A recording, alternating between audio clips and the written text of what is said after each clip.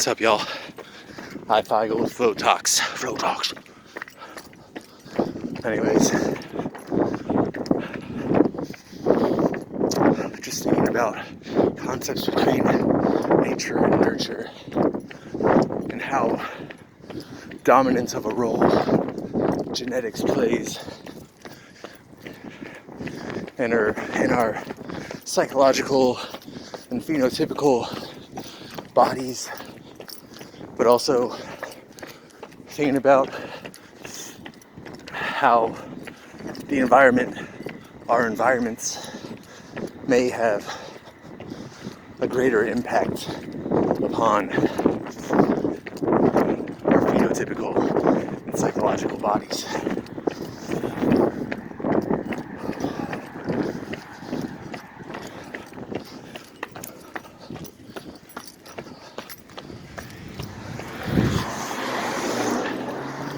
I feel like we are taught, not even taught, it's an intimate biological programming that happens from our first day, maybe some of our moments in utero as well, in which everything, our bodies and our minds come into contact, begin morphing our bodies and our mind, and turning on or off the circuitry that is our DNA, that is our genetic inheritance. We're all equipped with, for better or worse, good, not normal, but genes that function typically, but I think we're all given an environment at this point that is atypical, in which is somewhat toxic for the healthy expression of our genes.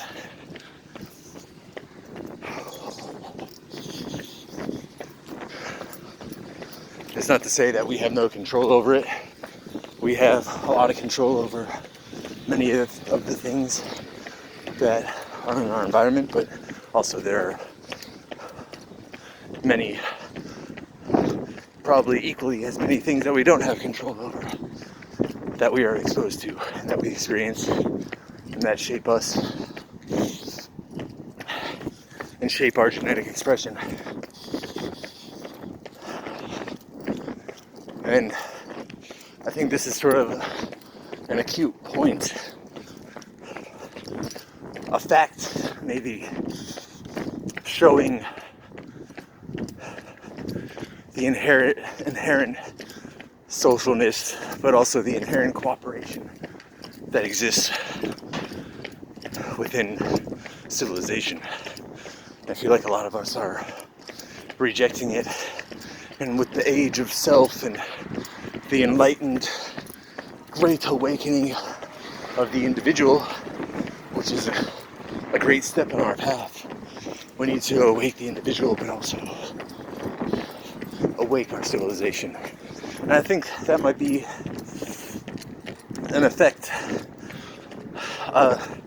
that happens down the road from, the cultural revolutions we might be seeing today of self and selfhood and self-expression, but also that's threatened by corporatism and neoliberalism and consumerism and downright materialism. I think we have created the web in recent decades, but we have lived in the web all our lives. We have been intricately and possibly tacitly, psychically connected to have only been recently disconnected. Our biology is the antenna. It is the receiver. just the receiver of something, I don't know, a wave function that expresses ourselves. Life is a wave function. Your body is an antenna. No one is an island. We're a node in the spherical web of polarizing monism. That's what I say. Imagine how we depict the web. Imagine the icon they use for the internet. What do you think of? What do you think of when you try to think of an icon for what the internet is? Me? A sphere with an uncountable number of nodes all connected in this complex web that is not only the icon for the internet, but that is the icon for civilization, humanity, for life in general, for fucking inter-universal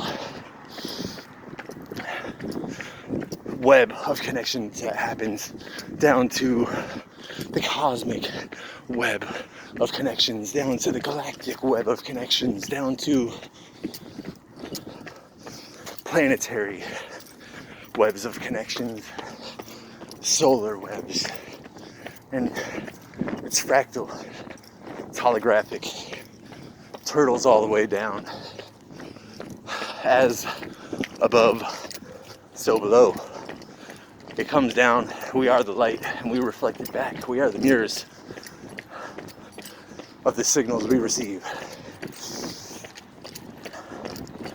And we all cooperate together to create the image that is currently being manifested. Whatever. Getting woo-woo. But it's metaphoric. And I've talked about before on previous episodes of how even the individual self is multipolar. And by nature, it is many things. It is hypocritical. We are hypocritical. We are extremely complex. And to think that we understand even ourselves is a misstep.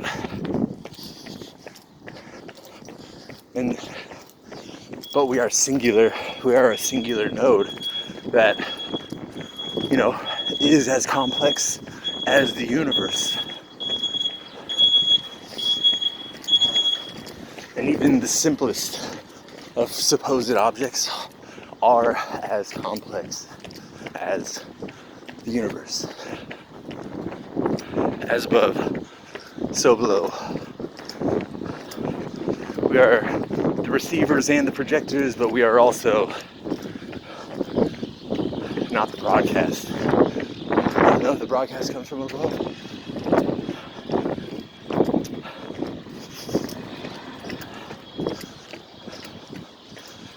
But, so, I don't know how this all works in with environmental influence versus genetic influence. I mean, I'd have to work myself backwards again, but I probably end up just repeating the same thing I just repeated. Which, yes, we have a genetic framework, sort of a fuse box in which, as our energy, as our electricity, as the biological chemistry creates a gaseous light from within ourselves and endows us with will and thought. We are that fuse box and its various switches will be engaged as to what in the framework is needed, what is being called for from the environment. sort of mixing my metaphors, but showing that the influence of the environment on our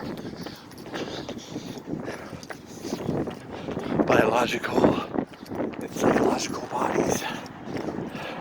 We see that we cannot be an island. We see that we can't be completely autonomous. And the concept of autonomy is a sort of a falsehood. Because is there ever... I guess there is autonomy, but it's through great strife and ordeal, which it is achieved by, say, a fellow human individual. We need each other. We are the web. We are the net. And we're already tapped in. So step up to it and bring the light. Charge yourself, motherfuckers.